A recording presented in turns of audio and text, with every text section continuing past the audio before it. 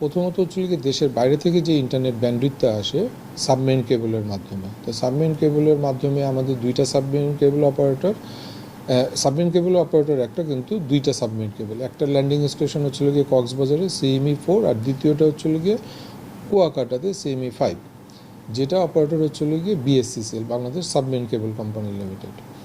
আচ্ছা, দ্বিতীয়টা হচ্ছিল গিয়ে ইন্ডিয়া থেকে 6টা ITC operator, international terrestrial operator, 6টা অপারেটর ইন্ডিয়া থেকে ব্যান্ডউইথ আমদানি করে।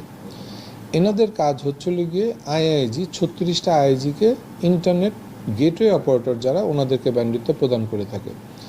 IIG অপারেটর ISP অপারেটরকে ব্যান্ডউইথটা প্রদান করে।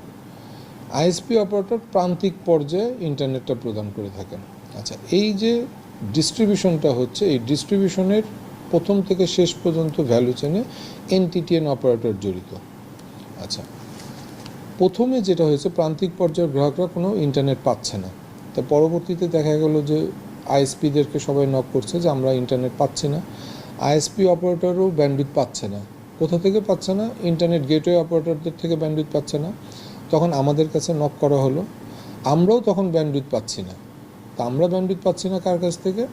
ITC অপারেটর এবং BSCCL সাবমেরিন কেবল অপারেটরের কাছ থেকে। তো প্রথমে একটা চিন্তা করা হয়েছে চলো কি আমাদের কোনো টেকনিক্যাল ফল্ট হয়েছে কিনা, কিংবা অন্য কোনো ধরনের ডিডস অ্যাটাক হচ্ছে কিনা, কিংবা অন্য কোনো ধরনের সাইবার সিকিউরিটি থ্রেটের জন্য এটা হচ্ছে কিনা। তা আমরা মোটামুটি প্রথম 30 মিনিট 10 মিনিটের মতন অন্ধকারেই ছিলাম। তারপরে আমরা জানতে পারলাম যে আমাদের আপস্ট্রিম BSCCL এবং ITC অপারেটর ব্যান্ডউইথটা টোটালি শাটডাউন করে দিয়েছে। আচ্ছা, ওনাদের সাথে কল সেন্টার থেকে যোগাযোগ করা হলো যে ব্যান্ডউইথ আমরা পাচ্ছি না, কারণটা কি? ওনারাও তখন সঠিকভাবে বলতে পারলো না। তা আমরা মোটামুটি ইন্ডাস্ট্রিতে যেটা জানতে পেরেছি, অথেন্টিকেটেড আনঅথেন্টিকেটেড বিভিন্ন সোর্সের মাধ্যমে, যেটা সরকারের নির্দেশনায় ইন্টারনেটটা একবারে গোড়া থেকে শাটডাউন করে দেওয়া হয়েছে।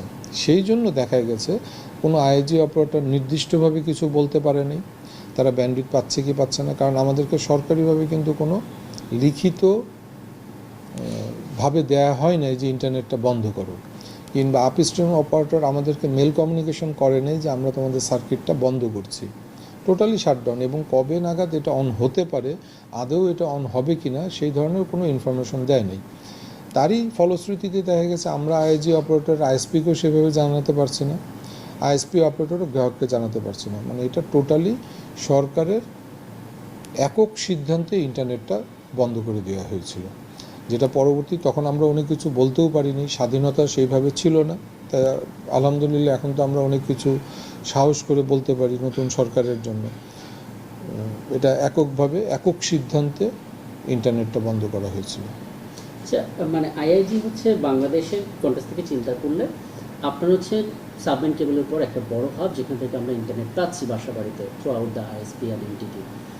কিন্তু দিন শেষে যখন এরকম একটা মব তৈরি হয়, তখন আপনাদের অবস্থানটা পরিষ্কার করার জন্য কারেন্ট উপদেষ্টাদের সঙ্গে বসতে হয়। নাহিদ ইসলাম যে ছেলেটা এখন উপদেষ্টা হিসেবে আছে, আপনারা চেষ্টা করেছেন কিনা তার সঙ্গে কথা বলতে, এই বিষয়গুলো তুলে ধরতে, যেহেতু সে চাচ্ছে যে পুরো বিষয়টা জানতে?